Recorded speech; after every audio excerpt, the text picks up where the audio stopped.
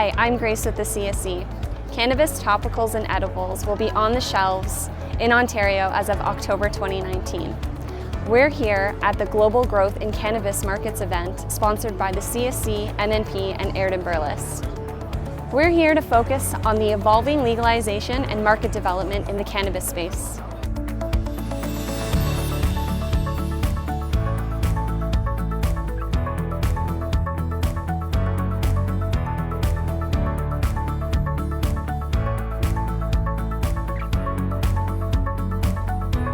Yeah, there's been a change, I think, in investment pattern. What we've seen at the Canadian Securities Exchange is less or fewer U.S. multi-state operators arriving on the exchange.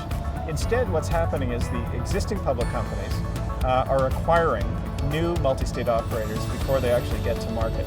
Our fundraising on a year-to-date basis in the cannabis industry is just under $2 billion, which is tracking just slightly behind last year's record levels. The money is being raised not by new companies, but by companies that are on the exchange. So they're using that to finance acquisitions and organic growth. And can you comment on topicals and edibles being on the shelves as of October 2019? Well, I think there are going to be considerable challenges in Canada because of the continued retail bottlenecks. And I think it's kind of unfortunate, but we're still in a situation where BC, Ontario, and Quebec, the three most populous provinces in Canada, still have some real issues on the retail side.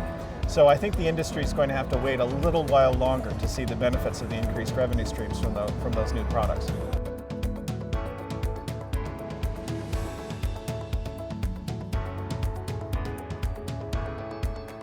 Can you comment on the growth in the cannabis space since this time last year at our event?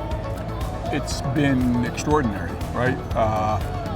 And that's throughout the value chain, right? I know there's been some commoditization, shrinking on the cultivation side, but certainly here, right, with regulations opening up, you're seeing more retail.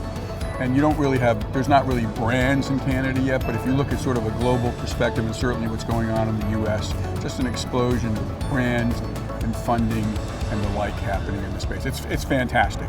You know, cannabis is a wonderful plant and it really can be part of somebody's overall health and wellness, but not everybody enjoys it in the same way and not everybody's body accepts it in the same way. So having choice in product is a very, very important thing. So I fully support, and I just hope in Canada, you know, they can do what other countries have done, where sort of expand the portfolio of products, right, and even allow a little branding and some of the like around it.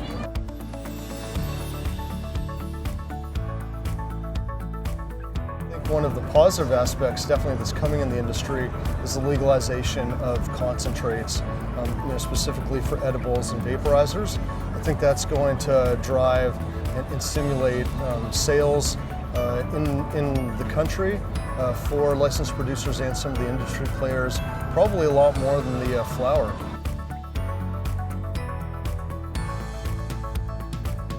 We're about to enter a whole new level in this industry as new legislation in October and December allow for a whole host of, variety of things.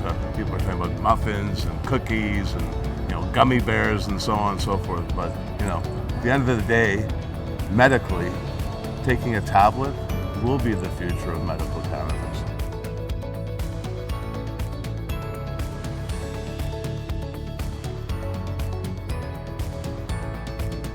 Can you comment on the cannabis space since this time last year? It's just grown rapidly. Just the amount of innovation in technology and products. I mean, a year ago, no one was ever talking about a live resin pen or a sauce pen, and now they're creeping up everywhere. Now there's nano emulsification with edibles and higher onset. I mean, it's growing faster than the technology business. Because in the United States, 60% of all cannabis consumed is consumed in an oil and concentrate format, right? So now, Health Canada is being prudent because Health Canada is a medical regulator. So as they're being prudent with this, they're stepping it in. But in the States, it's 60% of the business is oils and concentrates. Thanks to those who could join us tonight, and for those who couldn't, we'll see you at our next event. I'm Pedota from the Canadian Securities Exchange.